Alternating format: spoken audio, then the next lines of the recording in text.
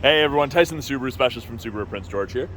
This is our 2022 Subaru Outback Premier XT. So this is the fully loaded Outback in the autumn green metallic. Now this has the 2.4 liter turbocharged boxer engine, and that gets you 260 horsepower and 277 pounds-feet of torque. Aesthetically, there's not a whole bunch that you can look at to tell you that it's an XT, and I will point those out to you, but the Premier gets, just like the Wilderness, you get the front view camera, so great for parking or off-road situations. You do get a little bit more satin chrome trim with the Premier versus the other trim levels. Things like the mirror caps, those are satin chrome. These are the same wheels as the Limited, the 18-inch alloys. These mirrors fold when you lock it and unfold when you unlock it. Now you can disable that if you're not a fan of that. In the winter, freezing rain, that sort of thing might deter you. The tie downs and the roof rails themselves are actually the satin chrome. That's one of the other visual ways to tell it's a Premier, but I love this. I love the fact you've got built-in crossbars. That would lock in a hole there. That side would come over and lock in the hole here or here if you needed more length for carrying something or a larger base. But yeah, I love the functionality of the Outback. These crossbars are great. I think they're rated for 125 pounds, so most people can carry a canoe or a couple kayaks on top. Now, we're talking about how can you tell it's a turbo, an XT. It's got the XT badge. XT designates the turbocharged motor in the Outback. Just the Wilderness doesn't have an XT badge, just because the Wilderness only comes like that. Now, you do get the proximity tailgate, so key is in my pocket. It's on my person. I walk up, I block the logo, I back up when it beeps. So the idea is if your hands are full of groceries, that's really what it's for. And there's no silly foot waving underneath there, being off balance in the winter. You just block the logo and back up. If you continued to stand there, it wouldn't open, and I'll show you that when I close it. Lots of room in the back of the Outback. Tons of room. Storage is great in these. Very, very practical storage behind the second row seats. Cargo tray is standard. You've got a little bit of a lip, so if there's any spills or anything, you have a bag of garbage, it hopefully contains it. Privacy cover hides everything from the top of the seats down. Now, this is not a whole bunch of height for putting a box in. I did go to Costco, you got a tall box they give you. All you need to do is, with your elbow, edge of the box, tilt it. You can see it goes to the second position, and it just retracts. Much taller height, load height. Or more room, I should say. And it does still hide things that from that height down, so you can also have taller items and still hide them. This is easy to remove. If you didn't want it, you've got the little button right there, and you just lift it out. It actually tucks underneath the false floor here, which I'll show you in a second. Tie downs, you get 4 hard-mounted tie downs on either side. Very, very handy for holding down awkward stuff. We've got grocery bag hooks on both sides. You hook the loop of the grocery bag over, it stops groceries from tumbling around. 12-volt power point, little storage area, and if I needed to fold the seats flat, pull the handle, down it goes, virtually flat. I do have people that camp in these, or Subarus in general. Nice for that. Now, underneath here, now this is something that I really like.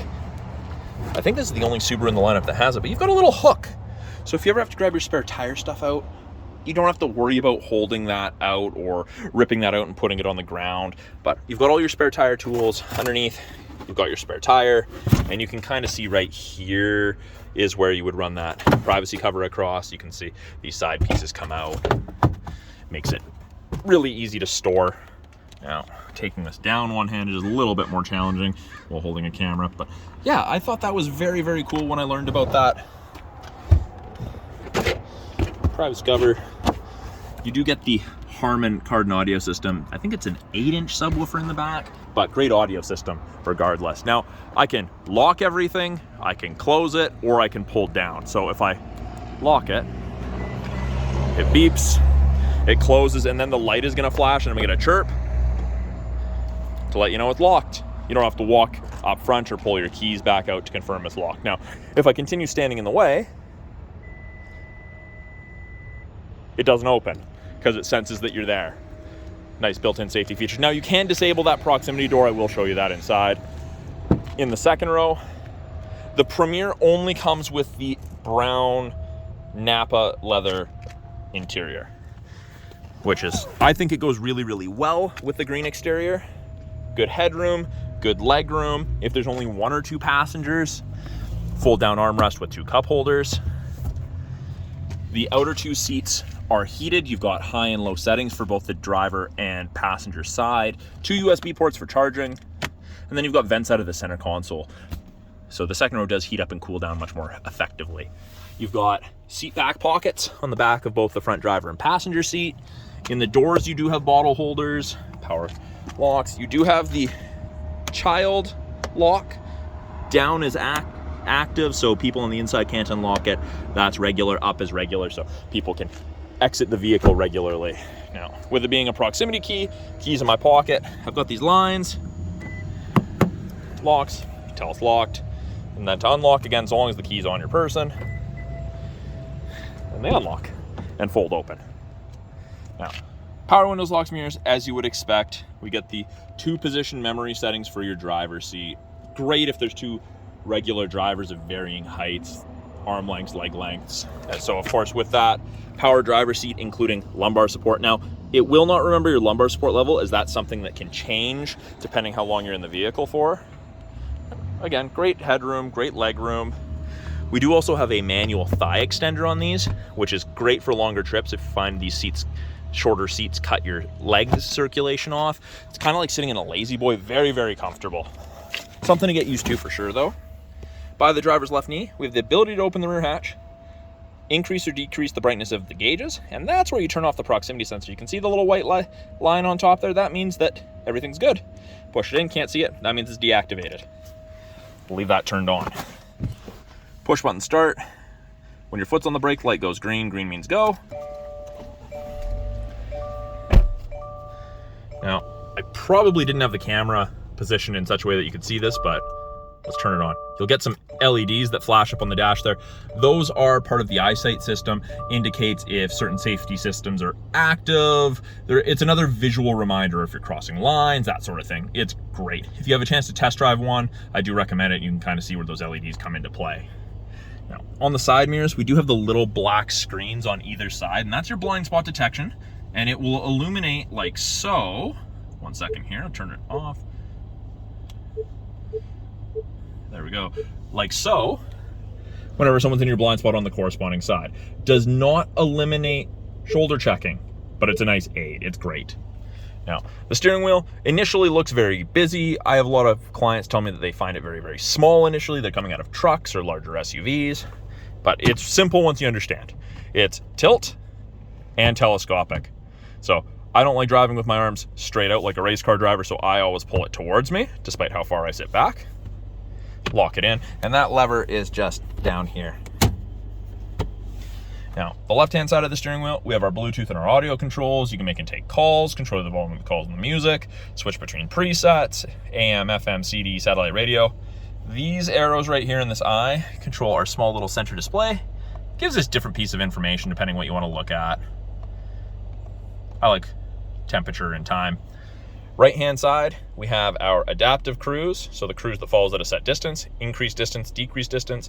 We have lane centering that works above 60 kilometers an hour. So you can see to the top right of the image of the Outback there, steering wheel's gone, steering wheel's there. Now, if the 2-color stereo eyesight cameras here and here, that's Subaru's eyesight safety system, can see the road lines, it'll illuminate those gray lines white on whichever side it can see. And then if you start drifting, it'll start give you gentle steering input. Now you can overpower it, but it is a great aid for the second half of a longer day of driving. For the cruise, you can see that there's 4 bars ahead of the Outback there, all the way down to 1. The bars are the follow distance behind the vehicle ahead of you that you'll follow at if you catch up. So if you're going 110, catch up to someone going 100, you've got 4 bars on, you'll follow them at approximately 150 to 180 feet. And you can decrease that distance if you had to, but a very, very handy system. Heated steering wheel, orange means it's on. It does not heat here, but it does heat here, skips right. There's about a dead spot right there, and then here. So kind of where you're supposed to keep your hands.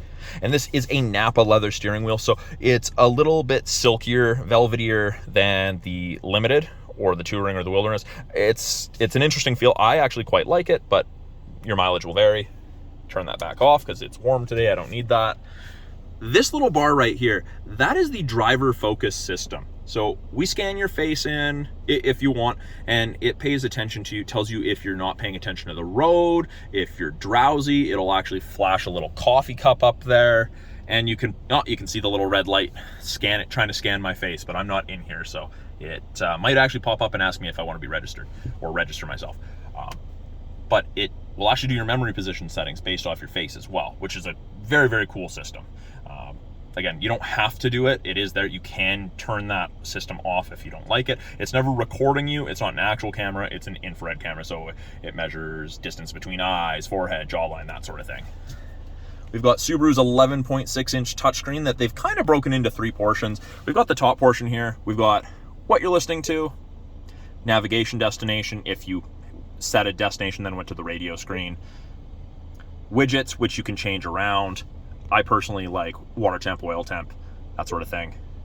Weather, part of the 3-month satellite radio trial. And this is where you turn on X mode, which is like 4x4 low in a pickup. Only works up to speeds of 40 kilometers an hour. Very handy system. Works very, very well. I was actually quite shocked at how well it does work. The middle portion with all of our tiles, you've got your navigation, which is powered by TomTom. There's no subscription. It's free for the life of the vehicle. You get 1 free update within the first 3 years.